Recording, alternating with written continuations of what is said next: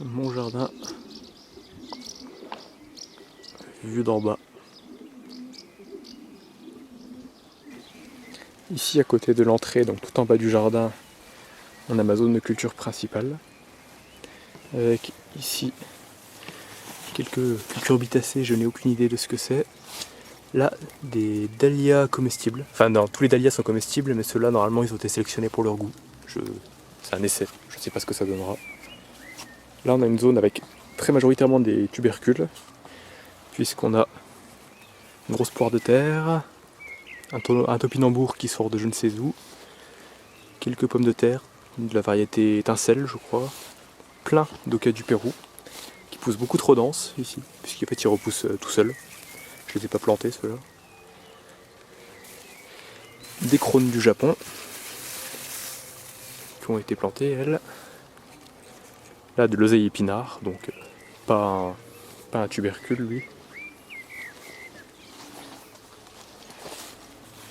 Ici, en fleurs, des châtaignes de terre, avec ici un pied encore plus gros qui a presque fini de fleurir. Là, du Chénopode Bon Henri, qui a du mal à partir, je l'ai depuis 1 an et demi, mais il a du mal. Là, tout manger, un petit poivron. Là, un essai de protection qui n'a que partiellement marché, donc pour un poivron et un cucurbitacé, je ne sais pas lequel. Là, bon, des restes de pommes de terre. Voilà, une pomme de terre qui traîne, trop petite pour être mangée, je la replante. Toujours beaucoup d'oca du Pérou qui ont eux été plantés. J'en ai au moins une centaine de plants au milieu du maïs, donc maïs glace gemme. Donc voilà, j'ai toute une ligne d'oca qui pour l'instant est quasiment aussi haut que le maïs. Sauf ici où le maïs est beaucoup plus grand. Là, sur les maïs de l'année dernière, qui sont tout secs, on a des des capucines tubéreuses. J'espère que ça marchera. L'année dernière, je les ai ratées. Ici, on a encore des cucurbitacées, je sais toujours pas lesquelles, je note jamais, qui ont poussé toutes seules.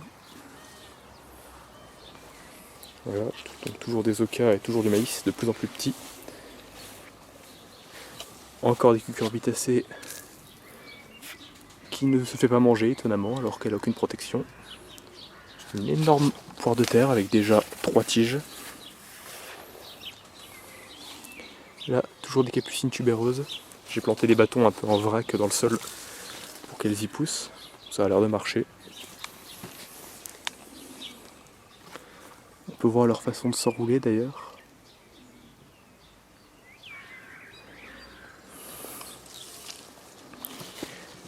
Des hélianthus, donc des topinambours miniatures.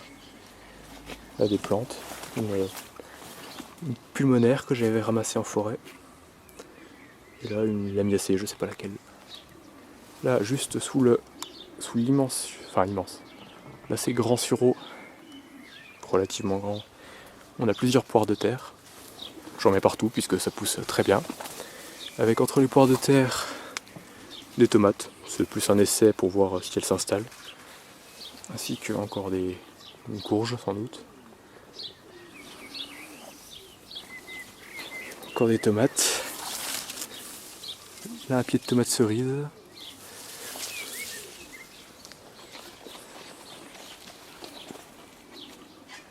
Un plant de pomme de terre qui a poussé tout seul. Des poires de terre et des ocas entre les pieds. Des tomates, je sais pas ce qu'elles font là. Quelques petits pieds de pommes de terre, encore des tomates. Encore de la capucine tubéreuse qui commence à pousser sur le chou perpétuel qui est en train de monter en graines. J'ai quelques doutes sur le fait qu'il soit perpétuel d'ailleurs, parce que je pense qu'il va mourir après. Encore des poires de terre et encore des ocas du Pérou. C'est mon fonds de commerce. Voilà. Avec ici des poires de terre qui ont repoussé toutes seules. Là, les bâtons qu'on voit, c'est les anciennes tiges des poires de terre de l'année dernière. Et les tiges en fait ont refait des pousses au niveau des l'aisselle des feuilles. Sinon il y a d'autres trucs un peu plus atypiques. Ça je pense que c'est de l'ail rocambole. J'en ai planté il y a 1 an et demi et je pensais qu'il était mort mais il en reste un peu. Un poivron.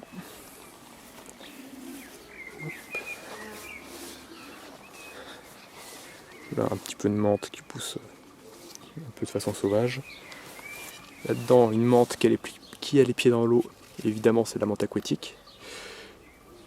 Là un pot avec un mélange de... Bon il y a de la patate douce et du taro. Là, tubercule purement tropical lui, qui pousse les pieds dans l'eau. Qui repousse très bien l'air, qui repousse l'eau. Ce qui fait des choses très jolies. Une sauge. Ici, mon puits envahi par le lierre. Là, avec de l'eau un peu trouble, mais très fraîche. Et le puits, on verra mal le fond. Ainsi que beaucoup de bazar laissé par l'ancienne proprio.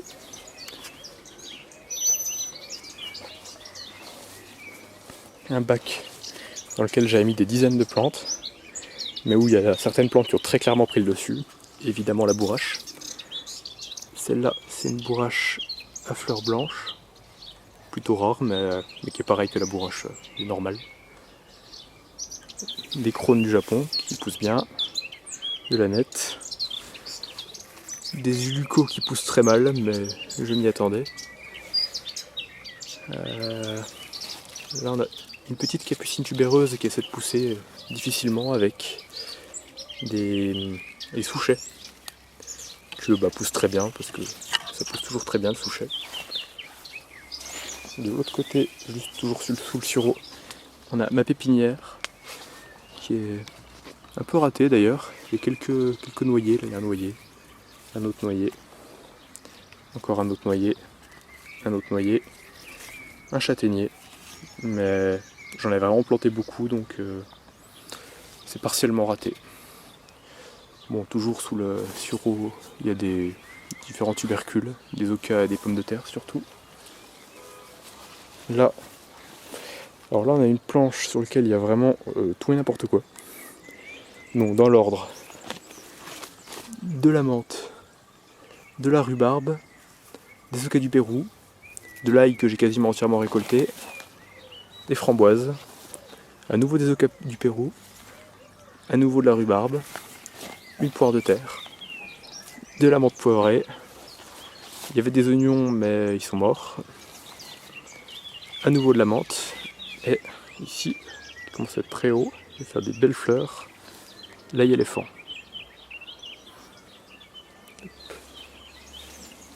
De l'autre côté, on a gros bazar. Tout ce qui est vert, c'est des trucs comestibles, parce que j'ai désherbé. Donc, de la menthe bergamote, des pommes de terre avec au milieu une poire de terre, quelques hélianthus,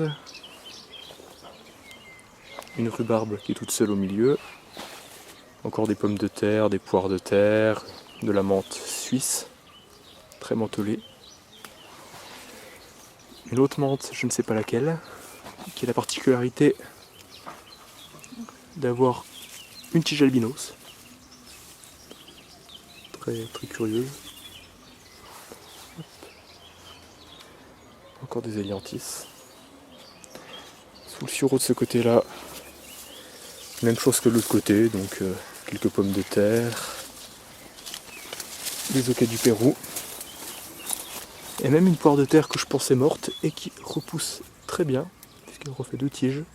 C'est vraiment la plante la plus increvable qui soit. Là pareil, une qui était morte et qui repousse. Là elle a clairement détrôné les topinambours dans ma liste des plantes increvables. Quelques pommes de terre. Ici, sous des cornouillers je crois, du gingembre myoga, donc le seul gingembre qui tienne bien le gel. Là, un oseille épinard qui est complètement mort, mais qui est chargé de graines. Là, à côté de la menthe chocolat, il y a plein de pots, plein de bazar. des fraises d'Inde, du persil, du souchet, beaucoup de souchet là. Voilà, gros pot de souchet.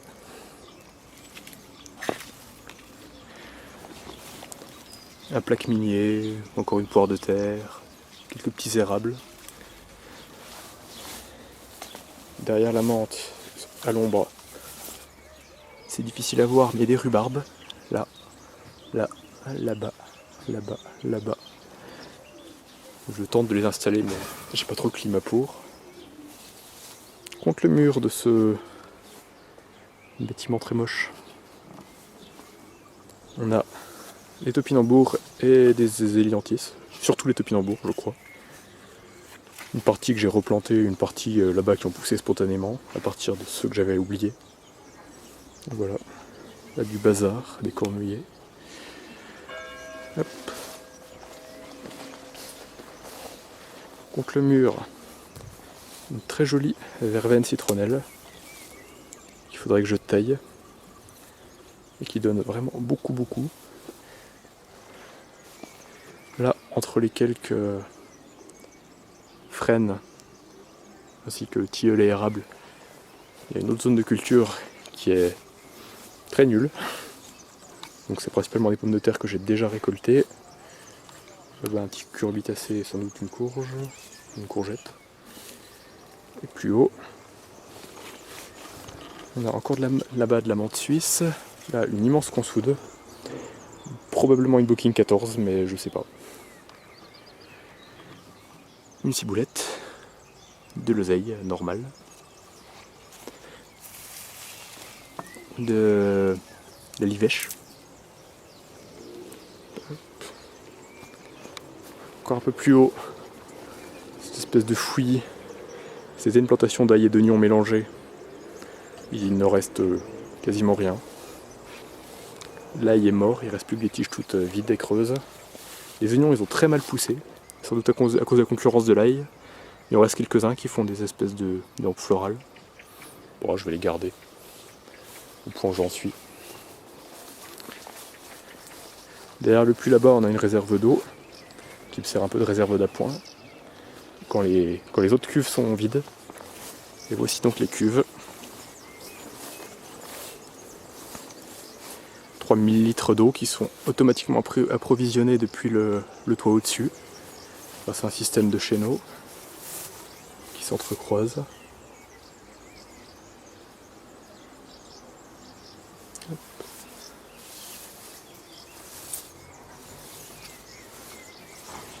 Là, quelques plantes, un peu de thym, une verveine, une consoude officinale, une sauge. Ça se bouture très facilement les sauges, donc j'en mets un peu partout. Je me demande si je pourrais pas produire du paillage uniquement avec la sauge d'ailleurs, tellement ça pousse facilement et ça se bouture facilement en climat sec. Ici, une très longue parcelle assez difficilement visible parce qu'elle est un peu envahie par l'herbe, mais principalement de tomates et d'oignons. Donc là, les pieds de tomates plantés très profondément, je les ai enterrés de quasiment 30 cm, qui commencent à faire des fleurs, qui sont poussées vraiment, qui sont plantées n'importe comment vraiment. J'ai pas trop suivi d'ordre. Là, ici normalement il y avait de l'ail, il est mort. Il y a une crône, je sais pas ce qu'elle fait là. Un ail qui reste. Ça, c'est de l'oignon patate. Là, on peut le voir assez facilement, il fait plusieurs oignons.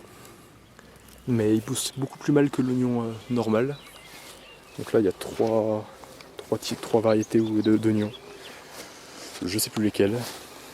Qui poussent correctement compte tenu de la situation. Ils sont envahis par plein de trucs. Mais bon, ils poussent, donc je les herbe pas. Quelques tomates. Donc là, par exemple, une tomate que j'ai plantée. Et ici, de la même taille, encore plus vigoureux, une tomate qui a poussé toute seule. Vu qu'il y avait des tomates déjà ici l'année dernière. Encore des tomates que je replante là où il y avait les tomates l'année dernière. C'est un test pour voir si elles poussent plus mal ou pas que là où il n'y en avait pas. Encore des oignons qui sont plutôt jolis. Ils poussent bien pour le coup. Il y a quelques-uns qui seraient déjà récoltables, là, les oignons blancs.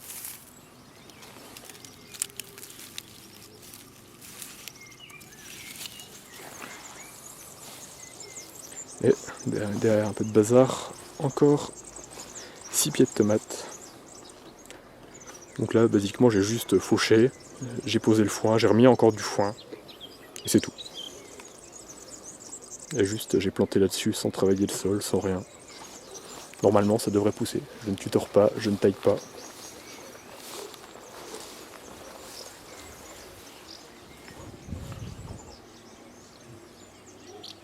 Des arbres fruitiers, très majoritairement des poiriers.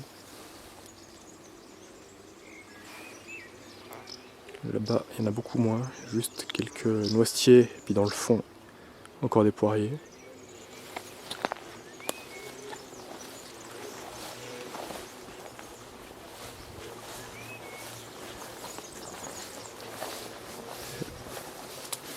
En remontant, on a une zone qui est d'apparence très en friche, il y a même un gros roncier au fond, mais il y a quand même des plantes, là, il y a des hélianthus, il y a encore des hélianthus, qui ont poussé tout seuls d'ailleurs.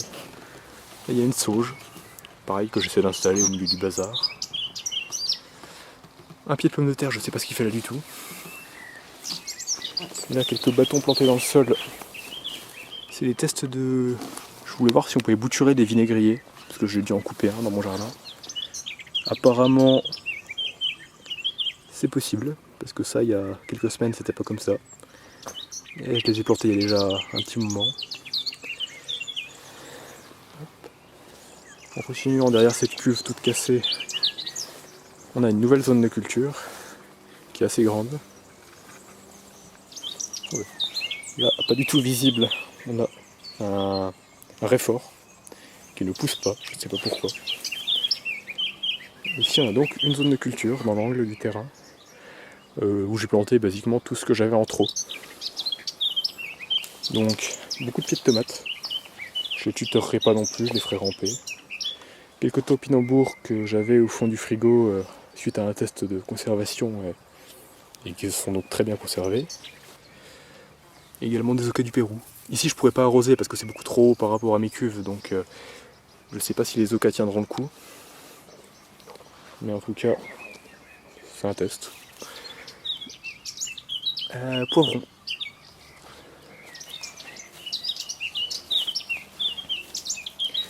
Là, une souche de poire de terre sur lequel je pensais avoir retiré tous les éclats de poire de terre, mais je l'ai quand même planté au cas où elles partent quand même, elles repartent. Et évidemment, elle repart.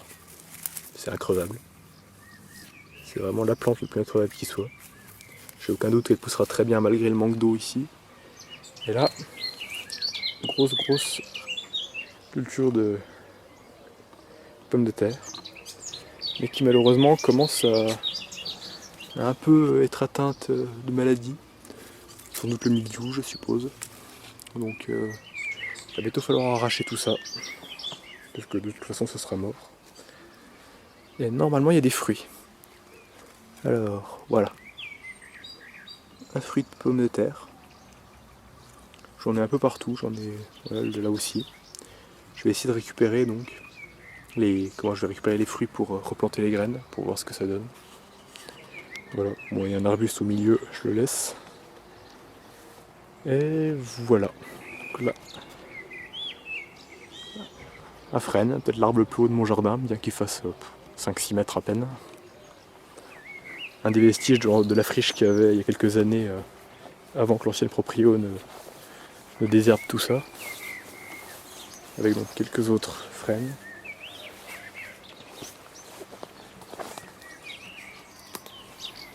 On peut encore voir là la délimitation, parce que j'ai 2 parcelles. Tout ce qui se situe à droite était une ancienne friche, ce qui explique qu'il y a beaucoup de ronces, beaucoup de frênes, quelques érables et d'autres plantes. Tandis que là c'est un verger depuis beaucoup plus longtemps. Ce qui explique d'ailleurs qu'on ait des arbres qui soient déjà morts. Et voilà.